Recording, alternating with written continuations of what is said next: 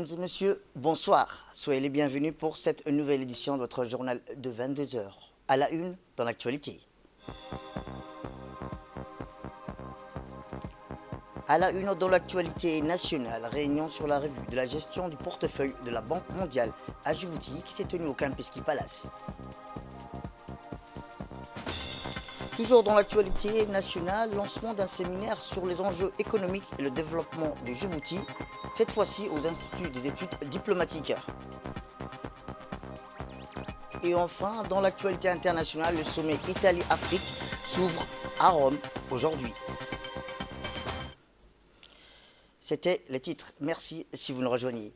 Eh bien, la République de Djibouti s'est réjouie de la décision historique rendue par la Cour internationale de justice dans l'affaire portée par la République d'Afrique du Sud contre Israël, accusée de génocide contre le peuple palestinien à Gaza et de violation des obligations de la Convention pour la prévention et la répression du génocide.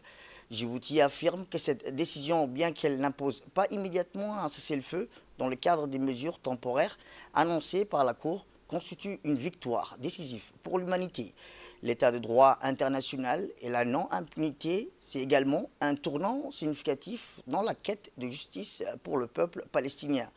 La République de Djibouti souligne l'impératif de mettre en œuvre intégralement et immédiatement les mesures énoncées dans l'arrêt. Elle appelle également la communauté internationale à assumer ses responsabilités pour parvenir à un arrêt complet et global de l'agression israélienne, mettant fin aux crimes quotidiens des forces d'occupation tels que les meurtres, les déplacements forcés et la destruction. De plus, elle insiste sur la nécessité d'assurer une aide humanitaire immédiate et durable dans la bande de Gaza. Dans le même temps, Djibouti exprime sa profonde gratitude envers la République d'Afrique du Sud pour sa position honorable en faveur des droits de l'homme et de la justice, ainsi que pour avoir décidé de porter cette affaire devant la Cour internationale de justice. Le président sud-africain, Cyril Ramaphosa, a déclaré que les crimes présumés d'Israël à l'encontre des Palestiniens de Gaza ont été mis à nu dans l'arrêt rendu vendredi par la Cour internationale de justice. Le tribunal a statué dans une ordonnance préliminaire qu'Israël devrait faire tout ce qui était en son pouvoir pour parvenir en tout acte de génocide dans le cadre de son offensive à Gaza. Il s'agit là d'une première étape importante dans la quête de justice pour la population de Gaza. Certains nous ont dit que nous devrions nous occuper de nos propres affaires et de ne pas nous impliquer dans les affaires d'autres pays. D'autres ont dit que ce n'était pas notre rôle. Et pourtant, c'est bien notre rôle en tant que peuple qui connaît très bien la douleur de la dépossession, de la discrimination et de la violence parrainée par l'État, a indiqué le président Cyril Ramaphosa. Le cours n'a pas ordonné de cessez-le-feu, comme l'Afrique du Sud le souhaitait. Mais M. Ramaphosa a rappelé que c'était nécessaire afin de permettre des négociations pour Israël et la Palestine puissent exister l'un contre l'autre, comparant les actions d'Israël à Gaza à l'histoire de l'apartheid en Afrique du Sud. Ils sont convaincus qu'à la suite de ce jugement, des efforts plus concertés devraient être déployés en vue d'un cessez-le-feu. Des négociations devraient être entamées pour parvenir à une solution permanente fondée sur la coexistence de deux États. Et je vous le dis dans le titre, le ministre des Finances, M. Ilyas Moussa-Dawale, en tandem avec les responsables de la Banque mondiale, ont orchestré une session cruciale dédiée à la revue de la gestion du portefeuille de la Banque mondiale à Djibouti. Cette rencontre marque un jalon décisif dans leur engagement commun à optimiser l'utilisation des ressources allouées aux projets de développement dans une ambiance empreinte de détermination et de collaboration. La revue du portefeuille, fruit d'une concertation entre la Banque mondiale et le gouvernement, vise à évaluer visuellement l'état d'avancement et les défis rencontrés dans la mise en œuvre des projets. Au cœur des discussions, les avancées notables réalisées jusqu'à ce jour avec les 22 projets représentant un investissement conséquent de 458 millions de dollars, mais aussi les obstacles persistants tels que les retards attribués des contraintes opérationnelles et d'autres bienfaiteurs. À cette tribune, les ministres ont passé en revue l'ensemble des projets, évaluant les objectifs atteints, identifiant les obstacles et convenant des actions nécessaires pour améliorer le rythme de mise en œuvre. La forte représentation du gouvernement djiboutien a souligné l'importance accordée à cette revue, concentrant l'essentiel du portefeuille de la Banque mondiale. Dans un élan, les parties prenantes ont réaffirmé leur engagement à surmonter les obstacles et à promouvoir le développement. Cette collaboration étroite entre le ministère des Finances et la Banque mondiale témoigne de leur volonté conjointe d'assurer une croissance économique durable, une amélioration des conditions de vie pour tous. Par ailleurs, cette réunion marque un pas significatif vers une gestion plus transparente et efficace des projets de développement. Des recommandations issues de cette rencontre seront mises en œuvre avec diligence dans le dessein de garantir le succès continu des initiatives de développement et de stimuler la croissance économique régionale. Et le directeur des opérations de la Banque mondiale a souligné le caractère important de cette rencontre en indiquant que la revue devrait aussi être l'occasion de procéder à un tour de table des projets en cours de préparation. Écoutons-le. Contexte pour notre discussion ce matin. Premier élément de contexte, c'est la qualité du partenariat entre la Banque mondiale et Djibouti. Le directeur vient juste de le rappeler, la Banque mondiale est l'un des principaux, si ce n'est le principal partenaire de développement de Djibouti. Nous en sommes très fiers. J'ai eu l'occasion, lors de ma dernière visite, d'avoir une audience avec le président de la République qui m'a aussi conforté dans cette idée d'un partenariat très fort. À chaque fois que je rencontre Ilyas, je vois la qualité de notre partenariat. Mais c'est aussi la qualité que j'ai pu observer moi-même dans les résultats, peut-être le plus important, les résultats des projets que nous finançons au travers du gouvernement. Lors de ma dernière visite, j'ai visité le projet Zéro Bidonville et le projet d'électrification. Et je sais que depuis ma dernière visite, le projet d'électrification a encore avancé dans ses résultats, avec maintenant 17% de la population de Djibouti connectée grâce à ce projet. Ça représente plus de 11 000 familles, dont 3 000 qui sont des familles vulnérables. Donc beaucoup de résultats avec des bénéfices concrets pour les familles, avec des créations d'opportunités, pour la croissance de Djibouti. Donc c'était le premier élément de contexte. Je pense que Djibouti est un moment critique de sa trajectoire, avec beaucoup de choses accomplies au cours des dernières décennies. Un environnement qui est très compliqué dans la région, qu'on regarde au nord, au sud, à l'est ou à l'ouest de Djibouti, avec beaucoup de questions qui compliquent la croissance de Djibouti. De manière aussi plus structurelle, le changement climatique qui est de plus en plus, dont les conséquences sont de plus en plus visibles pour Djibouti. Donc un moment critique de la trajectoire du pays, on en reparlera davantage dans les jours qui viennent avec certains des travaux analytiques que nous allons lancer, mais aussi un moment, en ce qui me concerne, où il est vraiment important, c'est comme avec les bons amis, c'est dans les moments difficiles qu'il faut être présent. Il est vraiment important pour nous à la Banque mondiale d'approfondir notre soutien dans notre partenariat. Eh bien, de son côté, le ministre a réaffirmé l'engagement sans faille du gouvernement à garantir une gestion transparente et efficace des fonds dédiés aux projets de développement. Il a également exprimé sa profonde gratitude envers la Banque mondiale pour son soutien continu et précieux. Écoutons-le. De façon générale, je pense que le directeur des opérations a bien dit, nous sommes à une période assez intéressante pour Djibouti et pour la région. Une période sur le plan géopolitique, sur le plan politique, au niveau de la région toujours, sur le plan sécuritaire, mais également socio-économique, avec ce lot des risques, mais également d'opportunités pour Djibouti. Cette période critique exige de nous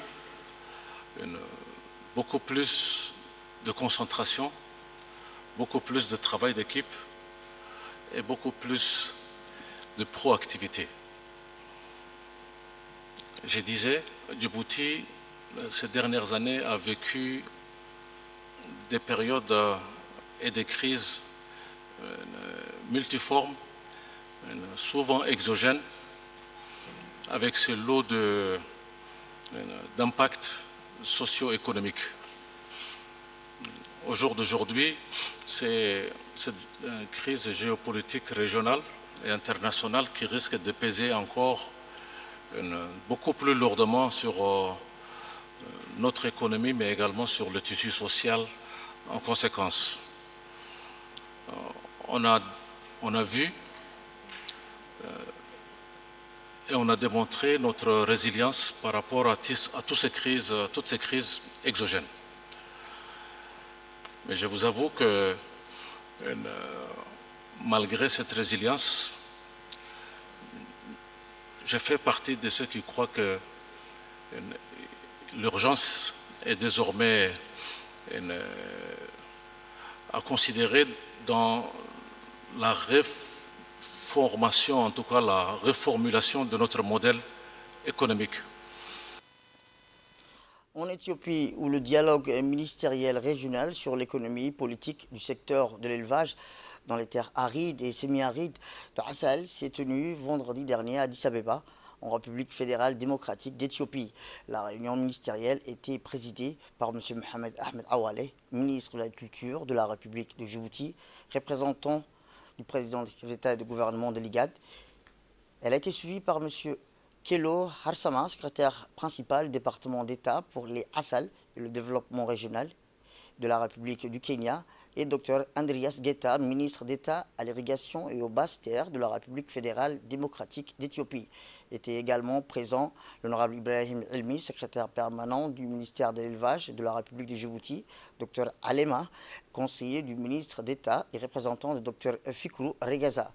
La délibération liminaire est bien suite aux déclarations et aux délibérations liminaires lors de la réunion technique pour discuter de l'environnement politique pour un meilleur investissement dans le secteur de l'élevage pastoral tel qu'il illustre dans la recherche existante synthétisée sur l'économie politique de l'élevage dans les Assal de la région de l'Igad.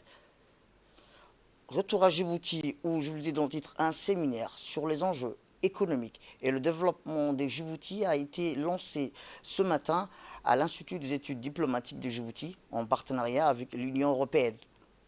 Cet événement s'inscrit dans le cadre d'un cycle de formation destiné au cadre du ministère des Affaires étrangères, de la coopération internationale, aux diplomates djiboutiens et aux responsables des dossiers internationaux des ministères sectoriels. L'objectif de ce séminaire est de renforcer les capacités des participants en matière d'analyse des notions économiques et de planification stratégique du développement en leur fournissant des outils spécifiques, des exemples concrets des participants qui vont également approfondir leurs connaissances générales sur les défis de développement des objectifs fixés dans les différents agendas au niveau international et local ainsi que sur les mécanismes de mobilisation des ressources. Parmi les experts présents, on compte Mme Laura Vigoteri, représentante de l'Union européenne à Djibouti, M. Ibrahim Hamoudou, économiste et consultant international, M. Malik Garad, spécialiste du développement de la coopération. Ces experts vont animer les sessions de formation et de discussion sur les enjeux économiques et de développement du Djibouti en s'appuyant sur leur expérience et leur savoir-faire. C'est un séminaire d'une série de 5 qui porte sur les grands enjeux diplomatiques et économiques auxquels Djibouti fait face. Diplomatie internationale, comprenant 5 séminaires et 2 conférences pour renforcer les capacités des participants dans le cadre de notre partenariat fort entre l'Union européenne et Djibouti. Djibouti, et notamment sa diplomatie, joue un rôle clé dans la stabilité de la région. C'est donc un plaisir d'inaugurer un séminaire qui aborde les défis actuels du développement socio-économique d'un point de vue diplomatique, dans le contexte d'une formation dynamique. Eh bien, comme je vous le disais, rappelons que ce séminaire a été inauguré par le directeur de l'Institut des études diplomatiques, M. Mohamed Abdelkader, qui a exprimé son immense plaisir d'accueillir les participants et les experts invités. Il a souligné le rôle prépondérant de l'Institut des études diplomatiques comme centre de réflexion stratégique et de formation professionnelle pour les diplomates et les hauts cadres à Djibouti. Chaque année, le personnel du ministère des Affaires étrangères et les cadres en charge des dossiers internationaux du ministère sectoriel bénéficient des formations sur les grands enjeux diplomatiques, économiques, dans la perspective d'un renforcement de leurs capacités de recherche et d'analyse. Pour ce 4e chapitre de notre cycle de formation en partenariat avec l'Union européenne, les participants vont aborder le thème majeur qui porte sur les grands enjeux économiques et développement de Djibouti. Ces séries de formations de 5 séminaires et 2 conférences définies par l'UED en partenariat avec COSPE répond aux besoins de ceux qui souhaitent donner une dimension internationale à leur profit en approfondissant leurs connaissances dans l'analyse de notions économiques et en acquérant des outils spécifiques dans la perspective de développement de Djibouti. À l'issue du séminaire, les participants auront renforcé leurs connaissances générales sur les défis de développement et les objectifs fixés dans les différents agendas au niveau international et au niveau national et les mécanismes de mobilisation de ressources. Leur maîtrise de la théorie du changement comme outil de planification stratégique et du développement. Et dans notre magazine de ce soir, le Centre de formation des enseignants de l'enseignement fondamental est une référence en matière de formation et d'encadrement des enseignants. Ce centre, baptisé du nom de Omar Guile Ahmed, pionnier de l'éducation djiboutienne et père du chef de l'État actuel, émerge comme l'outil d'excellence pédagogique. Reportage. Voici le Centre de formation des enseignants de l'enseignement fondamental, une institution dédiée à l'excellence pédagogique qui porte le nom de Omar Guile Ahmed, premier instituteur de Djibouti et père de l'actuel chef de l'État. Zoom sur les fondements de cet établissement, qui dépasse la simple formation des enseignants pour devenir un catalyseur de la qualité de l'éducation à Djibouti. Le CFF s'est prévaut d'une infrastructure de pointe, comprenant un amphithéâtre contemporain, des salles d'expérimentation, des laboratoires et un espace dédié aux technologies de l'information et de la communication. Une salle informatisée connectée aux nouvelles technologies stimule la conception, la création et l'innovation des connaissances. La finalité de la formation initiale, c'est préparer au mieux aux futurs enseignants le métier de l'enseignement. C'est assurer un changement de comportement responsable et durable. C'est de renforcer leurs capacités de maîtrise de langue, de maîtrise des savoirs et des savoir-faire transférables sur le terrain, en vue d'améliorer la qualité des enseignements-apprentissages et d'assurer un processus de développement professionnel continu. Par ailleurs, au-delà de la formation des enseignants, le CFF garantit une formation continue, un encadrement professionnel rigoureux et une évaluation méticuleuse. Les jeunes enseignants sont en effet évalués sur des critères allant de la maîtrise des contenus disciplinaires à la qualité des activités en classe. Un accent particulier est mis sur l'analyse des pratiques professionnelles, favorisant l'autocritique et l'amélioration continue. Je m'occupe essentiellement de la professionnalisation et la formation des personnels du ministère de l'Éducation nationale, que ce soit personnel enseignant et personnel non enseignant, à savoir les personnels d'encadrement pédagogique, les personnels gestionnaires, administratifs de l'Éducation nationale et autres.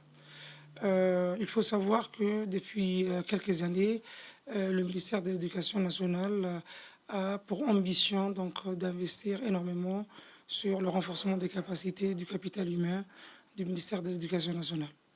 Et c'est la raison d'être même de la création de ce centre qui a été officiellement inauguré en 2021 par son Excellence le Président de la République.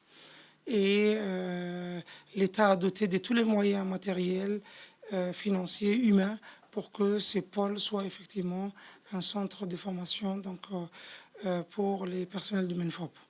Rencontrer les enseignants formés par le CFF fut comme une incursion dans un milieu où la passion de l'éducation se concrétise.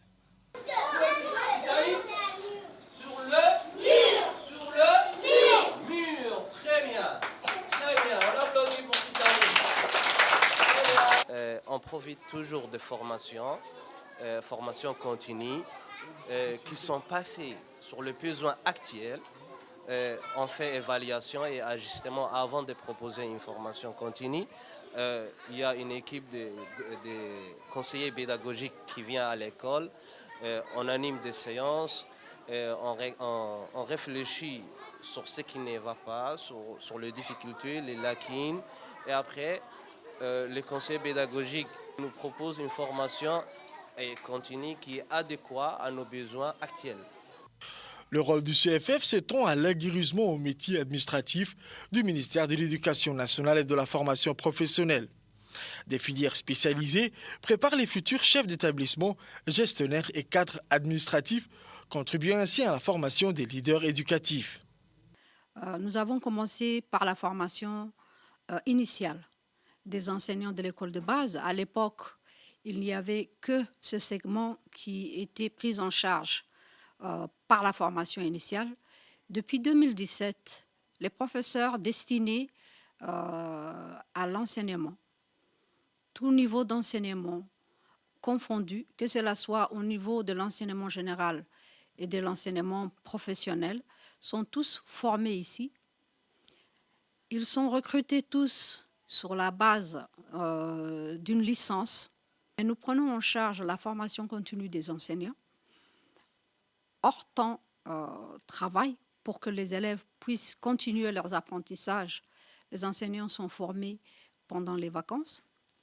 Et également, nous prenons en charge depuis quelques années, parce que le ministère a mis en place une politique qui permet à tout acteur de pouvoir être formé avant d'exercer le métier.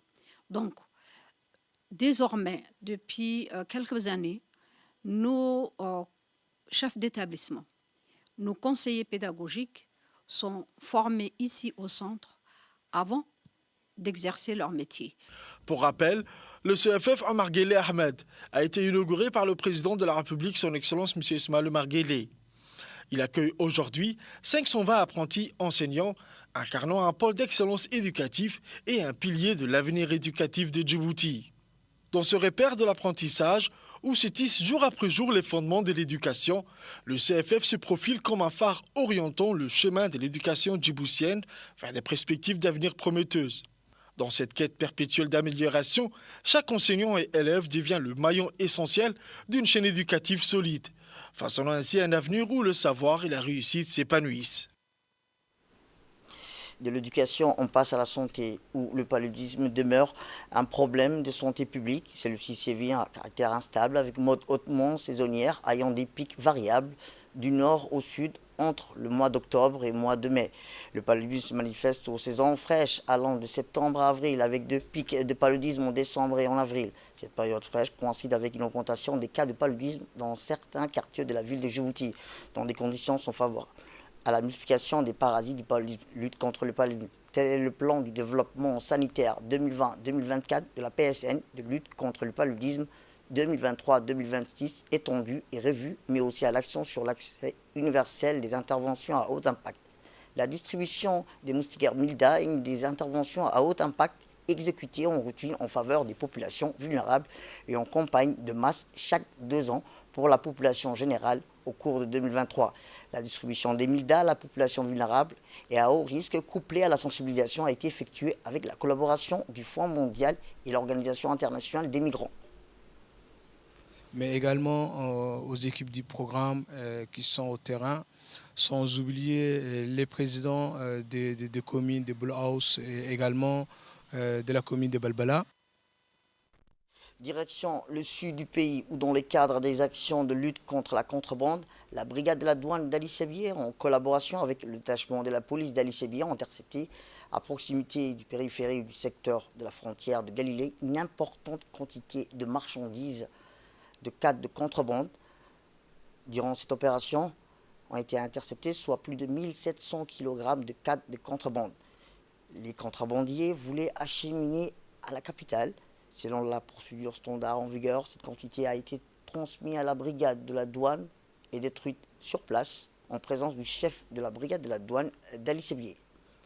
Dans l'actualité internationale, et je vous le disais, le sommet Italie-Afrique s'est ouvert aujourd'hui à Rome. C'est plus de 50 délégations des pays africains qui sont attendues sur 2 jours, ainsi que des dirigeants européens et représentants d'organisations internationales. Avec cette conférence, le gouvernement italien veut présenter son nouveau plan stratégique qui a pour but de réévaluer l'approche du pays à l'égard du continent africain. Cela fait partie des priorités du gouvernement de Giorgia Meloni, qui devrait en faire un point central du G7 qu'elle présidera au mois de juin. Le plan devra coûter environ 3 millions d'euros par an et avoir une durée de 4 ans. L'objectif est de renforcer la coopération énergétique avec les pays africains et les appuyer dans différents domaines, notamment la santé, l'éducation et d'autres secteurs. Mais son but principal est de s'attaquer aux causes économiques profondes des migrations massives en provenance d'Afrique. Et enfin, dans l'actualité internationale, les Super Eagles se sont imposés sans trembler face au Cameroun, 2-0, avec un doublé d'Ademola, emmené par un Victor des grands soirs. Les Nigérians ont dominé les Lions indomptables, qui fait notable non pas cadrer un seul tir du match. Un peu plus tôt, l'Angola s'est défaite de la Namibie, qui disputait, elle, là, son premier 8e de finale en Coupe d'Afrique des Nations. Les braves Warriors n'ont pas démérité, surtout en première période, face à une équipe d'Angola mieux organisée, alors que les deux équipes ont joué à 10 une bonne partie de la rencontre. Les Antilopes noires s'imposent 3-0 grâce à un doublé de Gelson Dalla et de Maboulou. C'est tout pour cette édition. Merci à vous de nous avoir suivis. Restez avec nous pour la suite de nos programmes télévisés. Le programme continue sur Télé Djibouti. Restez avec nous.